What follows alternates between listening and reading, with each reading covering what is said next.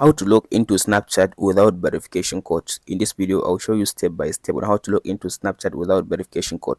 First of all, open up your Play Store, App Store, and make sure you update your Snapchat app. After you finish updating your Snapchat app, now go back to your Snapchat app like this. So after you open your Snapchat app, as you can see now here it says login. Make sure you type in your email address or username in this section. In this section, now type in your password and this as in this section. So I'll now go ahead and type in my password. Now here is my password, as you can see now. So after you finish typing your password, all you have to do now, you can tap on this section, check on this section, save login info, or you can uncheck it. So tap on this login button after you finish that. So as you can see now, it just take me into my Snapchat account, as you can see now, without just asking me for a verification code. All you have to do, just make sure you update your Snapchat app.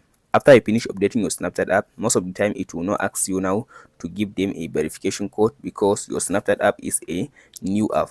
That's it guys on how to log into Snapchat app without verification code. Hope this video helps you. Don't forget to like, subscribe and share.